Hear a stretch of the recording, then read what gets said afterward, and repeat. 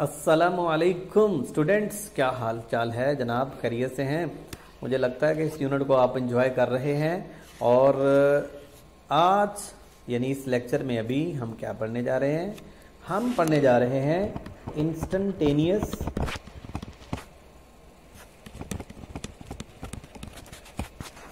Acceleration. किसका? Projection का। हमने सारी कहानी ही किसकी छेड़नी है? प्रोजेक्शन की। इंस्टेंटेनियस एक्सेलरेशन ऑफ प्रोजेक्शन, क्योंकि प्रोजेक्शन की मोशन क्या है? SHM। ये पार्टिकल, ये n projection, this is x, this is x0 O P। Projection का एक्सेलरेशन हमने फाइंड आउट करना है। याद करें वो पुरानी बात वेलोसिटी वाली। एक्सेलरेशन, मुझे आपसे बड़ी अच्छी उम्मीद है कि आप मुझे जो मैं कह रहा हूं आप पहले सोच रहे होंगे। एक्सेलरेशन ऑफ प्रोजेक्शन क्या लिखूं? Vertical component.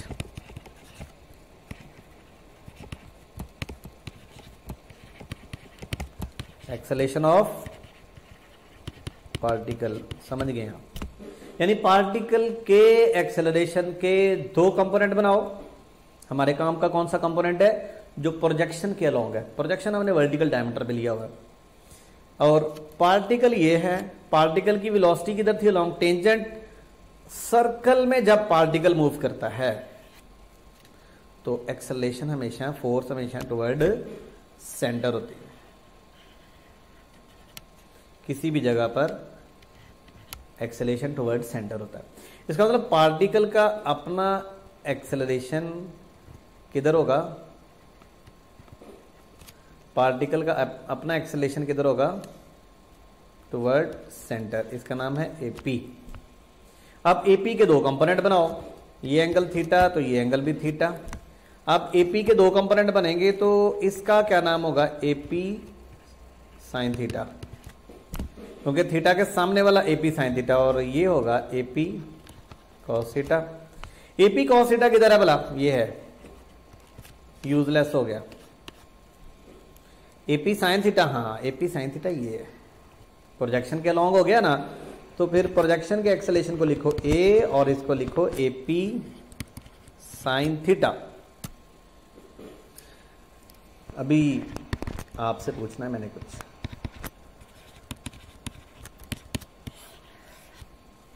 एक्सेलरेशन टाइम का ग्राफ अभी आपने बना के दिखाना है। यहां एक चीज इंपॉर्टेंट है, नेगेटिव साइन। ये नेगेटिव साइन मैथमेटिकली बड़ी आसानी से आ जाता है, लेकिन आपने इसको ध्यान में रखना है, क्योंकि एक्सेलरेशन डिस्प्लेसमेंट के अपोजिट है। डिस्प्लेसमेंट इस तरफ को जा रहा है और एक्सेलरेशन की डायरेक्शन है ये। अगर आप इस टाइम फोकस कर रहे हैं इस सर्कल के ऊपर तो एक्सेलरेशन की डायरेक्शन ये है। अब जल्दी से बताओ, एक्सेलरेशन टाइम में क्या आ रहा है? साइन। साइन आने का मतलब है स्टार्ट यहां से लेना है, लेकिन नेगेटिव साइन कह रहा है स्टार्ट आप इस तरह से लेंगे कि डाउन आगे यूं जाएंगे। ये नीचे क्यों आए? इसलिए कि नेगेटिव साइन है, क्योंकि डिस्प्लेसमेंट के इसने अपोजिट चलना है। डिस्प्लेसमेंट का ग्राफ आप याद होगा आपको, ये इस तरह से चला था, ऐसे ही डिस्प्लेसमेंट टाइम ग्राफ, और ये एक्सेलरेशन टाइम ग्राफ है। हमने यहां से पढ़ा। जरा वापस चलें, मतलब वापस जाने से मतलब ये है इसी लेक्चर में जो पिछले क्वेश्चंस पढ़ा चुका हूं। x is equal to x0 sine omega T, v is equal to x0 omega cos omega T. इन दो के ग्राफ बना चुका हूं। फिर v is equal to omega x0 square minus X square. बस मजीद इक्वेशंस मुश्किल, हमने अगले काम इन्हीं इक्वेशन से करने हैं। कोई नई इक्वेशंस नहीं सिखाने जा रहा। अब अगले काम मैंने आपको कंसेप्चुअली सिखाने हैं। ओके, और ये भी वेलोसिटी का फार्मूला है, ये डिस्प्लेसमेंट डिपेंडेंट है। एक्सेलरेशन का फार्मूला आया AP sign omega T.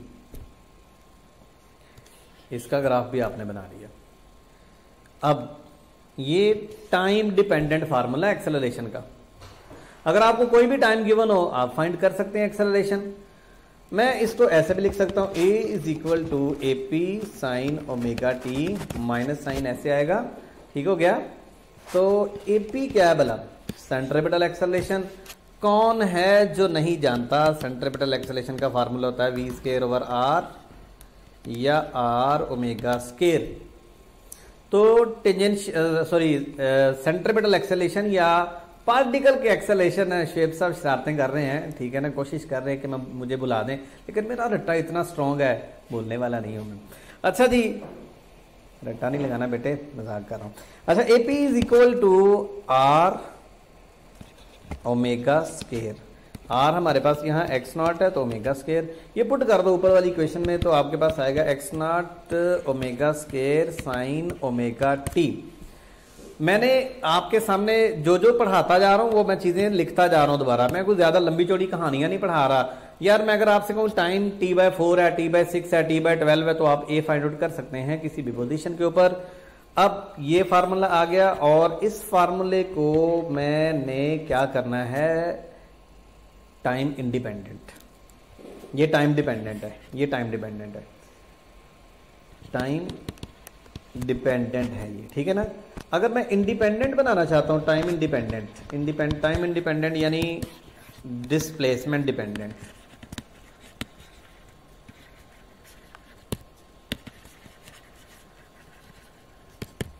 Displacement dependent अगर आप बनाना चाहते हैं तो फॉर्मूला आएगा a is equal to minus omega square X.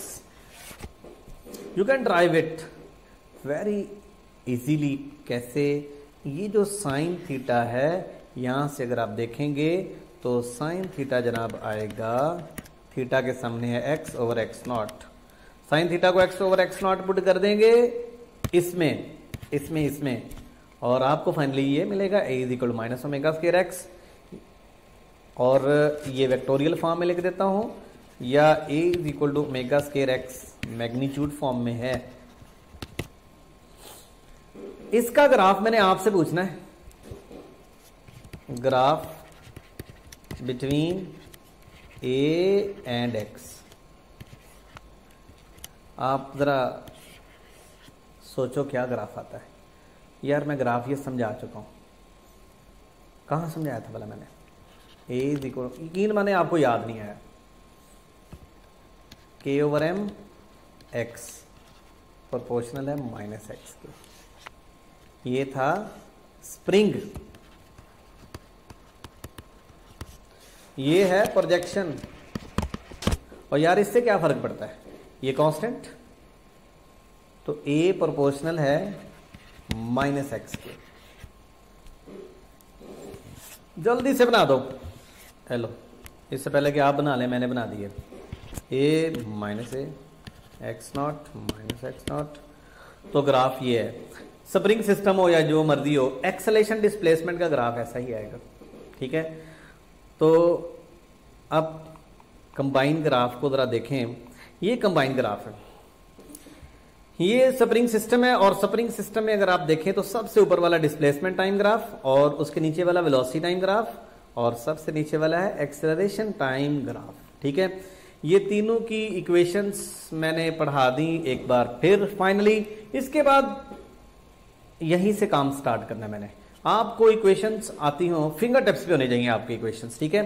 ये देखिए, चलें अभी थोड़ा सा और मैं बात कर लूं। a is equal to minus omega square X, positions की भी बात कर लें। एक्सट्रीम, एक्स को एक्स नॉट बुड कर दो, a is equal to minus omega square X naught आ जाएगा या a is equal to omega square X naught. This is maximum acceleration, this is maximum acceleration. और a एट मीन पे क्या होता है, a is equal to 0, acceleration 0। आपको पता है वेलोसिटी मीन पे क्या थी, मैक्सिमम थी, ठीक है। तो ये इक्वेशंस हैं जनाब फाइनली। और मैं अब इससे आगे बढ़ने जा रहा हूं। x is equal to X not sine omega T, v is equal to, देखना को गलती ना कर लूं मैं, X not omega cos omega T. ये वेलोसिटी और टाइम का रिलेशन है, ठीक है ना। और velocity is equal to omega X not square minus X square under root.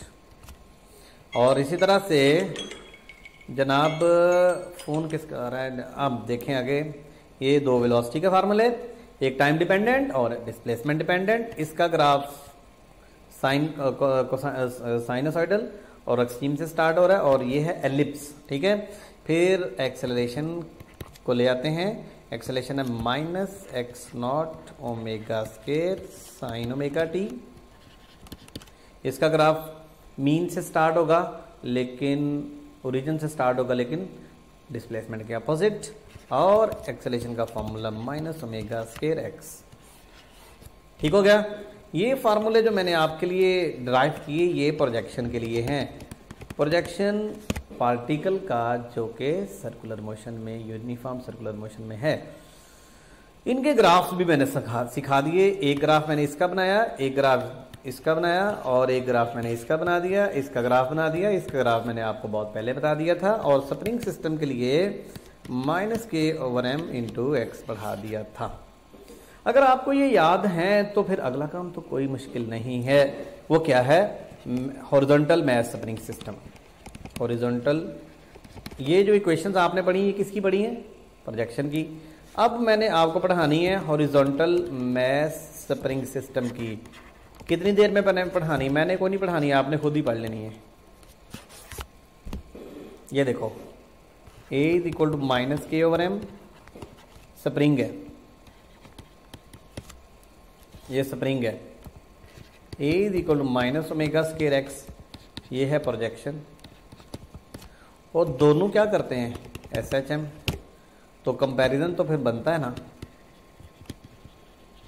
जैसे आप तमाम एमडी कैट कर रहे हैं, हमारे स्टूडेंट्स हैं, तो कंपैरिजन तो आपका आपस में बनता है ना।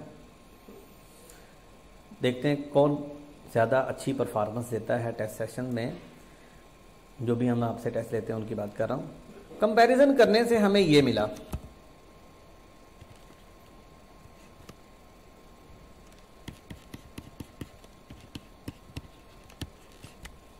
ठीक है। अब ये मत पूछिएगा सर कंपैरिजन करके ये कैसे फाइंड आउट कर लेते हैं, कैसे कर लेते हैं आप सर। मैं फिर आपसे ये पूछूंगा कि बेटा आप ये कैसे कर लेते हो, आप ये आप ये गलती कैसे कर लेते हो, आप ऐसी बातें कैसे कर लेते हो। तो omega is equal to under root K by M, ये रिलेशन आएगा। बस जी, अगली इक्वेशंस यूं होंगी। डिस्प्लेसमेंट की इक्वेशन लिखो जी, X is equal to X not sine, बड़ी मुश्किल है ये, के बाय एम टी। हो पता क्या करना है? जहां पर ओमेगा लिखा है ना, बदलते दो, खुद ही बदल लेना, हो जाएगा सारा काम। मैं बस दो इक्वेशंस लिखने जा रहा हूं। एक ये किसकी होगी? हॉरिजॉन्टल मैथ स्प्रिंग सिस्टम का डिस्प्लेसमेंट, इंस्टेंटेनियस डिस्प्लेसमेंट। वेलोसिटी कैसे फाइंड आउट करेंगे? वेलोसिटी होगी K over M X not square minus X square, ये फार्मूला। ओमेगा को मैंने रिप्लेस किया। v is equal to K over M X not 1 minus X square over X not square, ये maximum velocity है। बाकी ऊपर वाला वैसे नीचे आ जाएगा। यानी आपने सिर्फ क्या किया? ओमेगा को रिप्लेस किया और कुछ नहीं करना। एक्सेलेरेशन भी इसी तरह फाइंड आउट हो जाएगा। अब हॉरिजॉन्टल मैथ स्प्रिंग सिस्टम में एंगुलर फ्रीक्वेंसी का रिलेशन ये है, और इसको खोलो 2 pi by capital T K by M, reciprocal on both sides, M over K, T is equal to 2 pi M over K. यानी टाइम पीरियड मैथ पे भी डिपेंड कर रहा है, स्प्रिंग से के पे भी डिपेंड कर रहा है। ये किसका टाइम पीरियड है? स्प्रिंग का। कौन सा स्प्रिंग? हॉरिजॉन्टल। एक स्प्रिंग वो भी होता है, ये वर्टिकल मैथ स्प्रिंग सिस्टम है। वर्टिकल मैथ स्प्रिंग सिस्टम में बेटा याद रखिए T is equal to 2 pi under root extension over G आएगा। ये सिंपल पेंडुलम की तरह का फार्मूला है, वहां लेंथ होती है, यहाँ एक्सटेंशन है। तो ये वर्टिकल मैथ स्प्रिंग सिस्टम है, ये हॉरिजॉन्टल मैथ स्प्रिंग सिस्टम है। यहां से बड़े सवाल पूछे जा सकते हैं। If spring is cut into 2 pieces,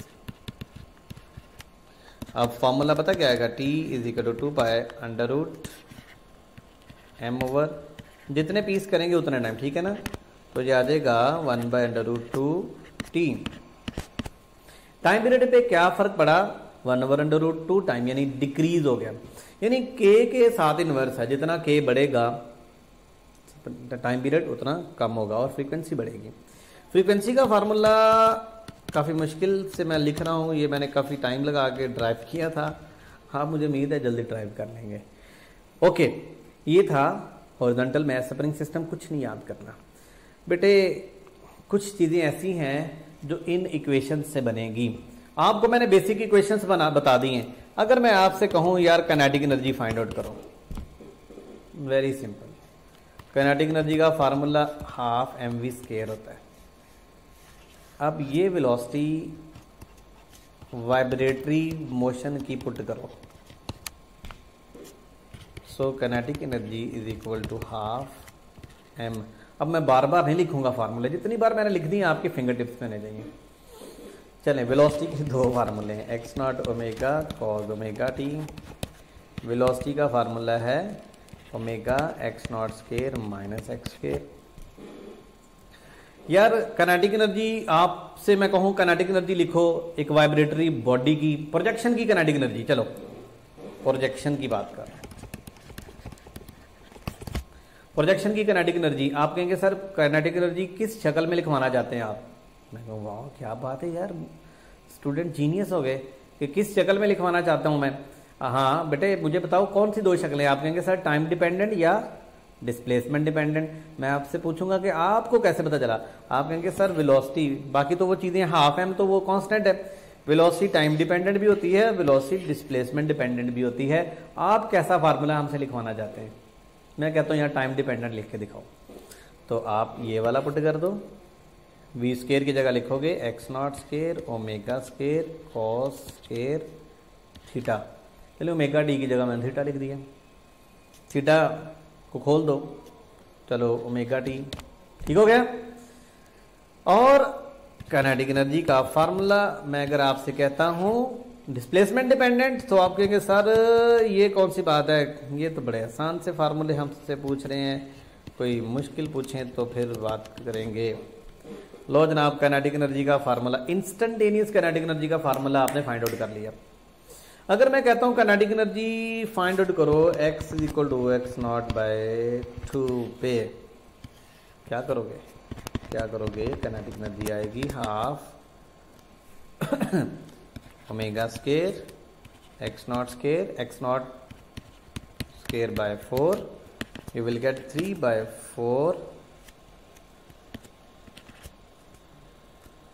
omega square x not square minus, हाँ जी m भी आना था हाफ, हाँ जी m तो लिखा नहीं मैंने, वेलोसिटी की वैल्यू पुट कर दी, ठीक है। m omega square x not square हो गई 3/4 पे। एनी हो, अभी मैंने एनर्जी पढ़ानी है आपको, लेकिन मैंने आपको सिर्फ ये इतना बताया कि यार इक्वेशंस बेसिक जहन में रखो। x इज इक्वल टू, मैं फिर नहीं लिखने लगा, आपने खुद से लिखनी है, ठीक है। काइनेटिक एनर्जी फाइंड आउट करनी हो तो क्या करेंगे? वेलोसिटी। हाँ एक चीज और, स्प्रिंग के लिए काइनेटिक एनर्जी लिखो, स्प्रिंग के लिए kinetic energy is equal to half m। क्या करोगे भला? स्प्रिंग वाली वेलोसिटी पुट कर दोगे, ये स्प्रिंग वाली वेलोसिटी है, तो स्प्रिंग वाली वेलोसिटी, चलो इधर भी लिख देता हूँ, k/m x not square minus x square, तो आएगा k/m। पता क्या हुआ? स्क्वायर के साथ रूट कट गया,